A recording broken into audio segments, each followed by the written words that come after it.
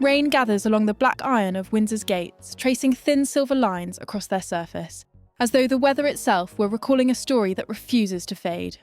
Through that soft drizzle, an old photograph, Andrew and Fergie in brighter years, rests quietly on an antique desk. And in this single tableau, a contradiction comes into view. She was the Duchess who stepped away from her marriage, yet never stepped away from the man at the heart of it. Sarah Ferguson's life within the modern monarchy begins here, in this paradox that has both comforted and confounded observers for more than 3 decades. When the vows ended, the partnership did not. What survived was something looser, less defined.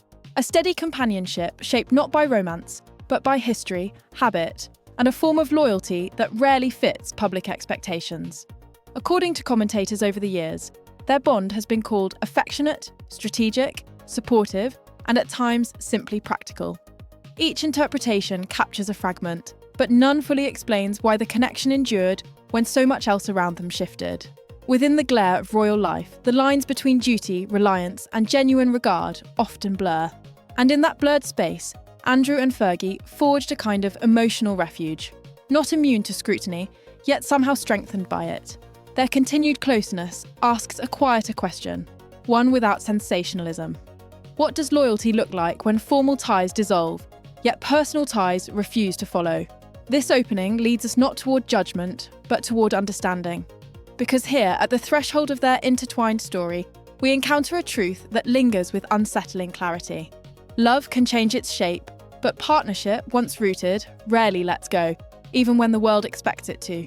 In the years that followed the turbulence of the early 1990s, Sarah Ferguson did something few public figures manage with such determination. She began again, not in secrecy, but in full view of an audience that had already made up its mind about her. What unfolded was not a single sweeping reinvention, but a slow and often uneven reconstruction, one that stretched across decades and mediums, each chapter reflecting a different attempt to reassert control over a life long shaped by scrutiny. Her children's books arrived first, bright and earnest, introducing a gentler public voice. Then came charity work and advocacy, where observers noted a sincerity that contrasted with her earlier tabloid portrayals. Documentaries followed, offering glimpses of a woman eager to engage with the world beyond the palace gates.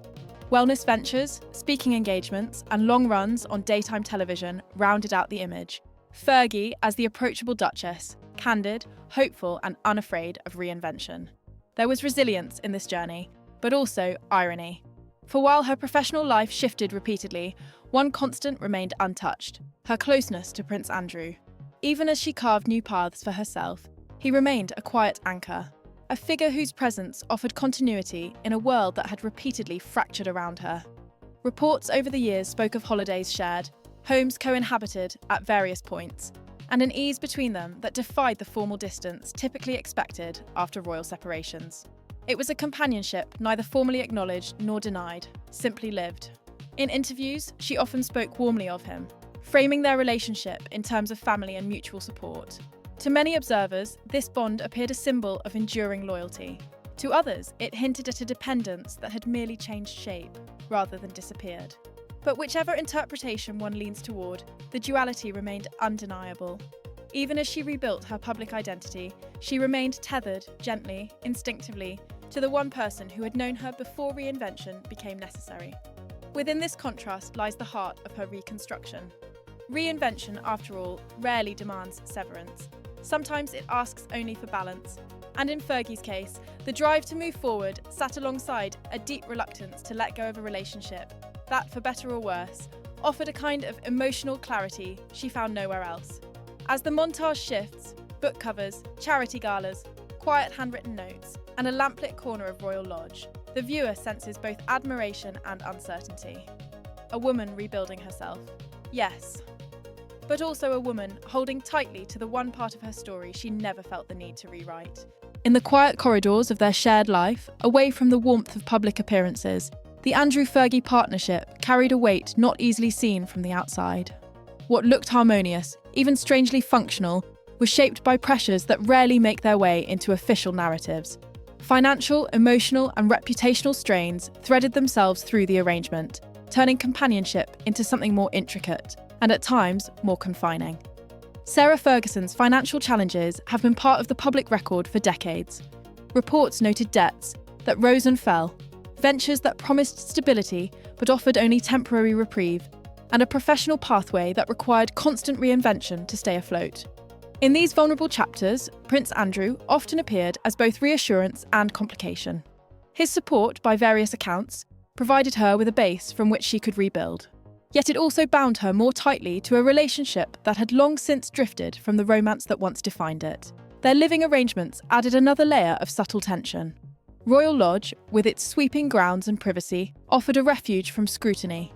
Within its rooms they found continuity, a place where co-parenting blended into something resembling familiar ritual. But sanctuary came with a shadow. As long as she remained under the same roof or in close orbit, her reputation was inevitably tied to his.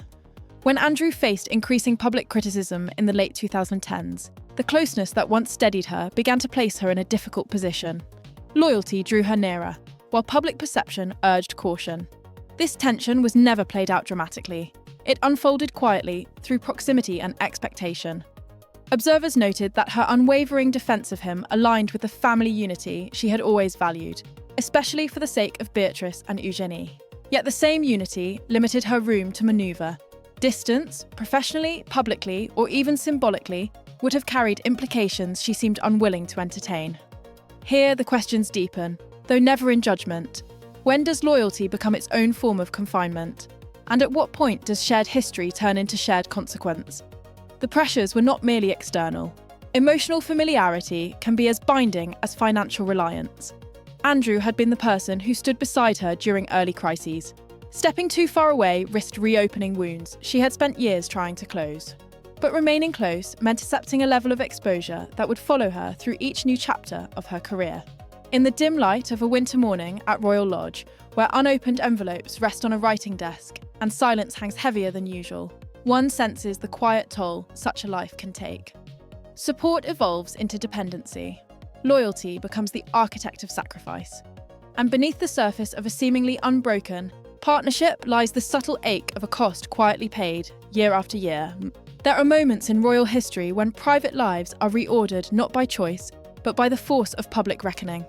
For Sarah Ferguson, that moment arrived quietly, then all at once, as scrutiny around Prince Andrew intensified and finally reached a point from which there was no return. The shift was seismic, a crisis centred on him, but felt deeply within the world they still, in many ways, shared. Until then, Fergie's long-standing loyalty had often been seen as charming, even eccentric, a reminder of the human warmth that sometimes flickers beneath the formality of royal structures. But as headlines sharpened and Andrew withdrew from public duties, the same loyalty was recast under a colder lens. Their closeness, once noted with indulgent curiosity, now carried implications neither of them could easily control. She had no direct role in the unfolding events, yet proximity alone placed her on the edge of a narrative she had spent years trying to outrun.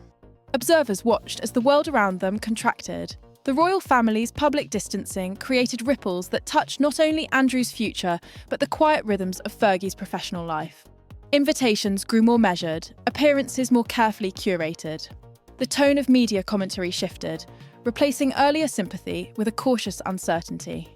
Reinvention, a project she had tended for decades, found itself strained by circumstances she did not author, yet could not fully escape.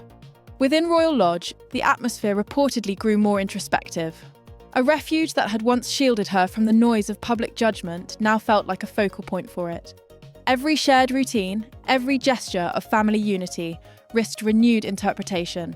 And yet, the partnership that had survived divorce, reinvention, and public doubt did not dissolve under pressure. If anything, it appeared more resolute, a united front shaped less by defiance than by long-established instinct. This steadfastness carried its own poignancy. Even in the midst of reputational upheaval, the contours of their relationship remained consistent. Familiar, unwavering, quietly interdependent. But the world around them had changed. What had once been tolerated as an unconventional arrangement now demanded explanation, even when none was offered. The collapse then was not a dramatic rupture, but a gradual narrowing of the space in which they could simply exist without question. Falling autumn leaves across Windsor's grounds capture the mood. A season turning, the air thickening with consequence. And in the distance, A single lamp glowing behind the windows of Royal Lodge suggests both vigilance and isolation. The viewer is left with a quiet shock, the recognition that a personal bond, however steadfast, can bend beneath the weight of public pressure, and yet refuse, even in its most difficult hour, to fracture. In the years following Prince Andrew's withdrawal from public duties, life at Royal Lodge settled into a rhythm that was both familiar and altered. The house, long a backdrop for an unconventional but affectionate family arrangement, became a point of curiosity once more. What had once seemed merely eccentric, two former spouses sharing a home, navigating life with an ease uncommon in royal circles, now carried a more symbolic weight.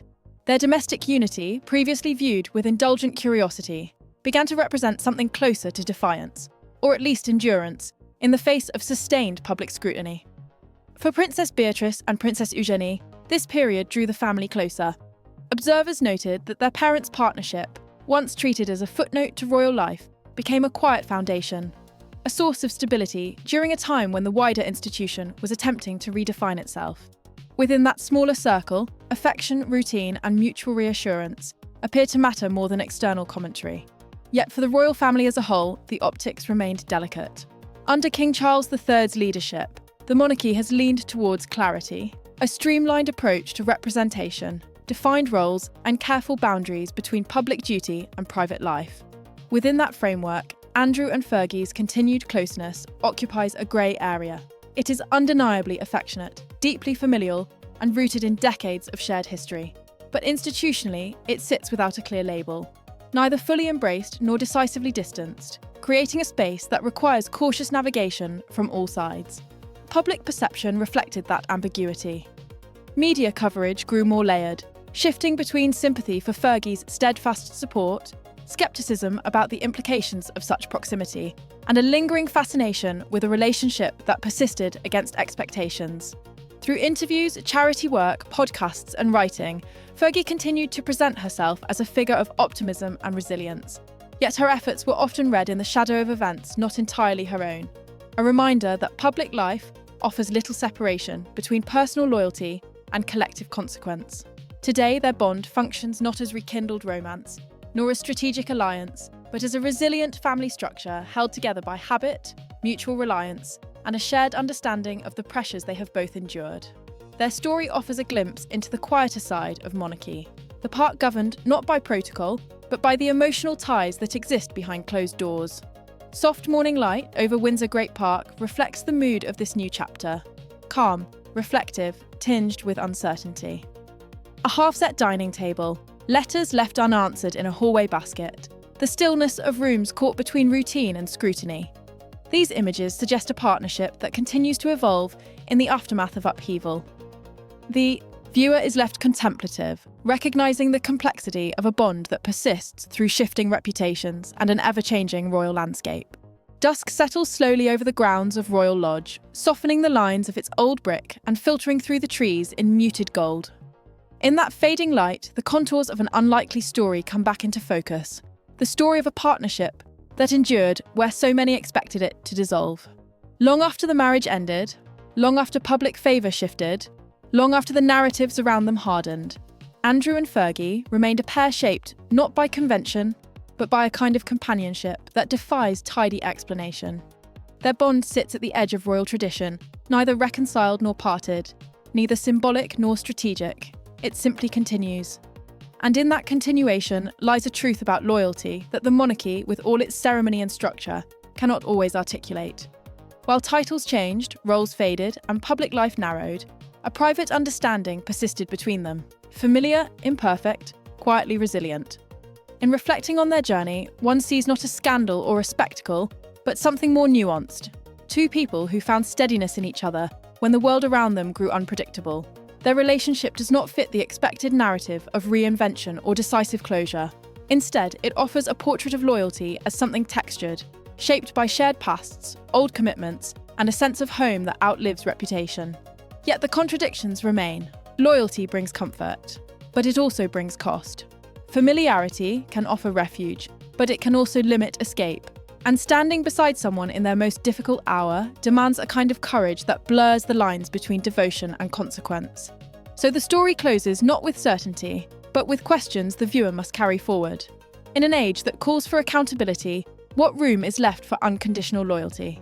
And in Andrew and Fergie's enduring companionship, do we find a lesson in steadfastness, or a quiet warning about the price such steadfastness can demand?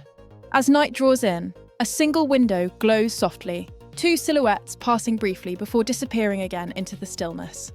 A final reminder that some bonds, however improbable, outlast the narratives built around them, and remain, as ever, theirs alone.